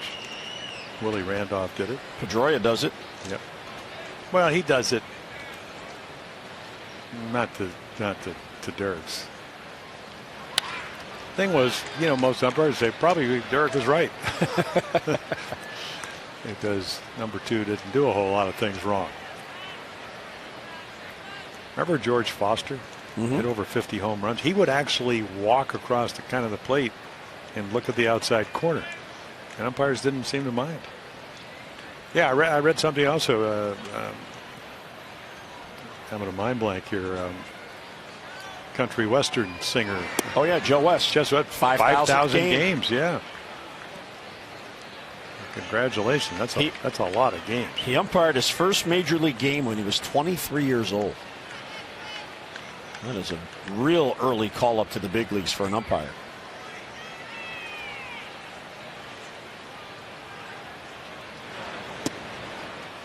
So 3-2 on Encarnacion. There have been a lot of 3-2 counts to these Indians hitters. They are 6th in the league in team batting. Well, and you do have to pitch to them carefully because they've come in red hot, averaging over their last 7-8 games, eight runs a game. They had an off night last night. They only scored 5. Yeah, bounced into the shift. There's Tejada. And he gets Encarnacion for the out. And 2 men down. Fans, MLB.tv every night on every device. Watch every out-of-market regular season game live. Plus, get a free subscription to AtBat Premium, the #1 app for live baseball. Blackout and other restrictions do apply. Visit MLB.tv for details. How about Donnie Hart, 6 in a row? So what happens when you struggle and you go down, and whether it's mechanical or it's the fact you come to the big leagues for your, at least it was going to be your first initial full year, and you learn what pitches they hit. You learn that if you're in the middle of plate or if you're up in hitters counts that they hit the ball hard, and so you go back down, you realize he's not an overpowering guy, but it looks like he has a pretty good, he has a 2-seamer. He's got all the pitches. But you come back, you make better pitches, and you take your chances. And just, so even to Edwin Encarnacion, he made great pitches, and then he threw him a good changeup, gets him to roll over, and it helps your confidence. And it also helps the confidence of your manager, who's going to call your number and bring you in.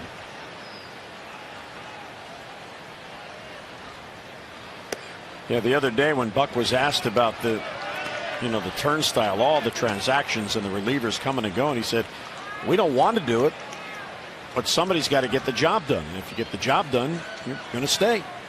So there is the opportunity there. Well, especially if you can get left-handed hitters out.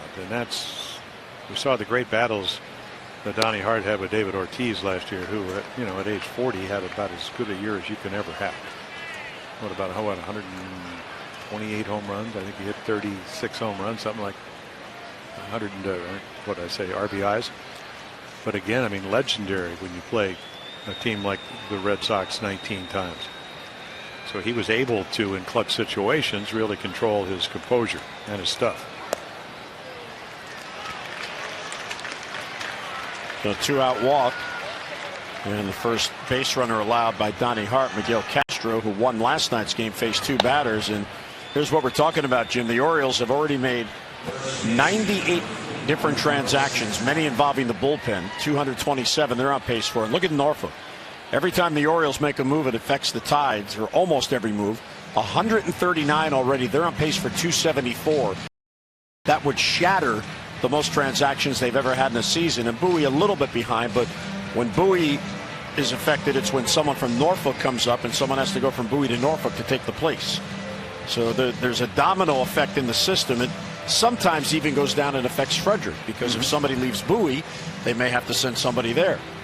But that's all the movement in and out and up and down and just trying to get stable. They'll get one of the key men back on Friday if all goes well and Darren O'Day comes back. So what they're trying to do, and the Yankees have helped by losing 7 in a row, is stay somewhere in striking distance. And then for a lot of it, again, if you end up pitching 4 2/3 innings, you need a fresh arm out of the bullpen. Even if you pitch well, you go back down to AAA because your starter didn't do his job.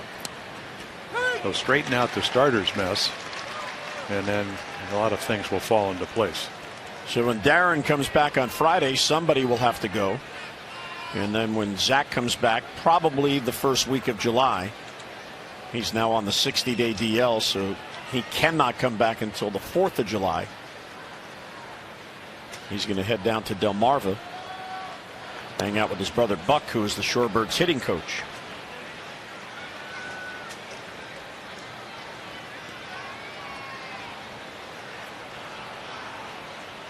So Chisenhall on at first with a 2-out walk. And a ball and a strike on Carlos Santana. Runner goes, pitch is taken. Caleb's throw is high, and he's in there. Yeah, he did that on Donnie Hart. I don't even think a good throw would have had him. Now again, do you time them to see how quickly do you throw over? I mean, it's all kinds of strides. You know, throw is high. Terry Francona, you'll say, let's have an opportunity. Put another run on the board. Make it easier for my bullpen. Almost came off the base, but that back foot did stick.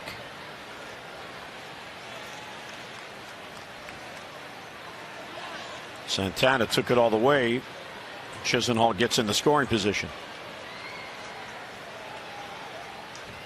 Another of the many things that makes this Indians lineup so difficult is they have 3 switch hitters who play every day. So depending on the starter, they'll either have 6 left-handed batters or 6 right-handed batters.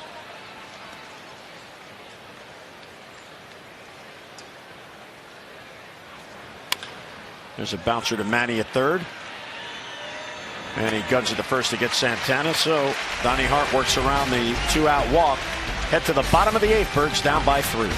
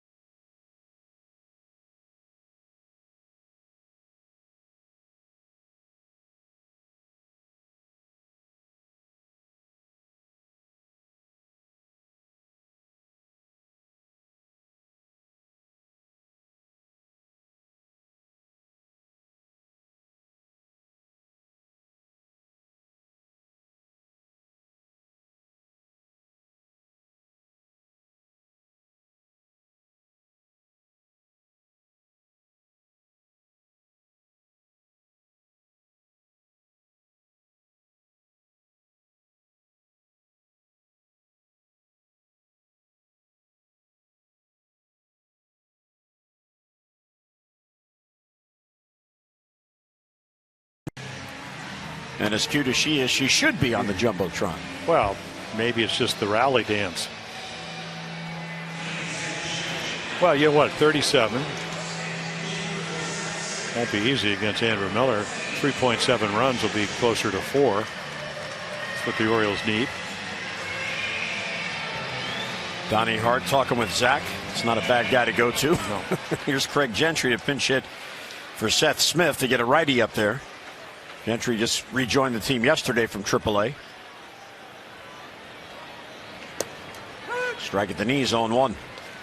Yeah, well, how about the last pitch? I mean, slider, and then to the Ruben Tejada, 95 up and away. And of course, that's what Showalter would say. He has a very good presentation. There's the slider.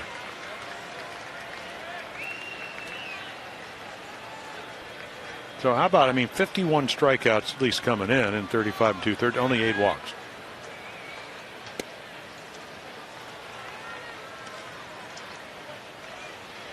But he was talking about, he said, every time I used to have a high leg kick, being 6'7", he said I had no timing.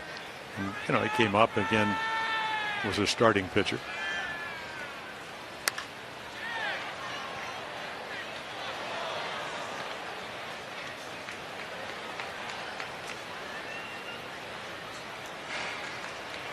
Yeah, so Gentry comes back. We need you to bat against the lefty. And oh, by the way, it's Andrew Miller. Good luck. And he got him. Real good breaking ball down and in. Well, it's so sharp, and again, because you're 6'7", and you're kind of 3/4 the sidearm, and then look, I mean, he gets the ball way behind him. I mean, look how far he gets, so you don't see it. You see the arm, you see the leg, and then hard to pick up the spin on a good slider. Couldn't do it there. So the spin rate, we're into spin rates. 2,700. So he's about, what, 500 more spins than the average slider.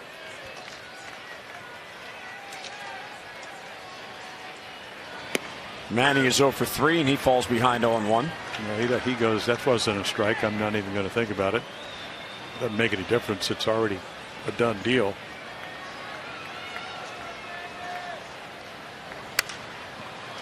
Well, Andrew Miller was drafted by the Tigers in the first round as a starter back in 2006, and then the following year he was sent to the Marlins, part of the package that got Miguel Cabrera to Detroit. He then was traded to Boston in 2010, remained there until the Orioles got him in 2014 for Eduardo Rodriguez, then went to the Yankees as a free agent, signed a 4-year deal. And he was traded in the middle of the second year. So the Indians have him for this year and next year. Manny a bouncer to third. There's Ramirez.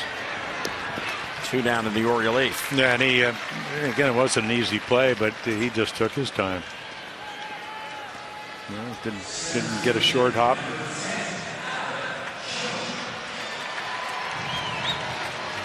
The Yankees got 4 prospects from Cleveland last July 31st. Well, they just rebuilt their whole minor league system. They got, what, 3 players for Chapman. They got players for Beltran, another 3. Ivan Nova went to the Pirates. They went from like 24th or maybe 18th or 19th in farm system strength to somewhere between, some people, depend who you talk to, 2, 3 to 6. Now, they still, and of course Cleveland gets this guy.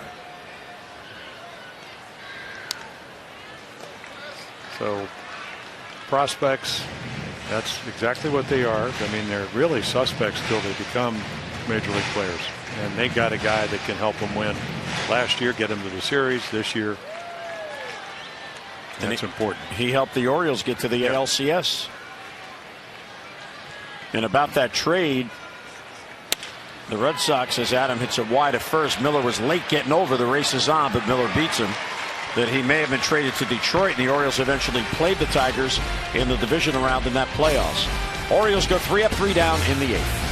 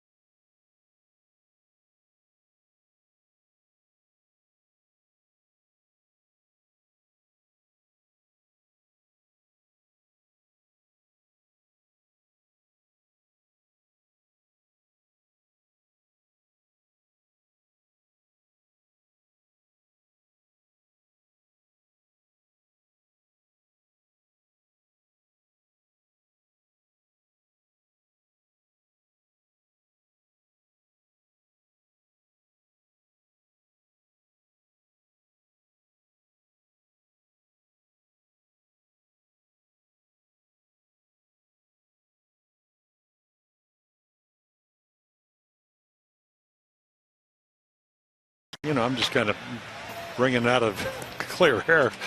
Kevin Gausman outpitched Carrasco. Well, he doesn't do that, but he actually pitches well. 3 hitters. That was the difference tonight. Used the splitter. He used it. 6 of the 9 strikeouts. Control the drive. He still pitched well enough to win, but run support, big part of baseball. Carrasco, another ace, bit like it. Andrew Miller got him out of the bases loaded situation. Travels well. If he wins today, he'll be 6-1 on the road. And then you can see, pitch down in the zone. 7 of the 10 strikeouts were below or around the knees. You kind of anticipate this type of matchup, and there you go. Miguel Castro coming on, so this will be his 7th game. Last night they brought him in, they walked the bases loaded. Carlos Santana to bring him in to get the on Gomes, struck him out, got a ground ball off the bat of Bradley Zimmer. The Orioles were able to keep the game at 5-5, and they would go on to win. Joey Rickard moves from left field to right field. Seth Smith is out of the game, and Gentry, who pinch hit for Smith, now in left.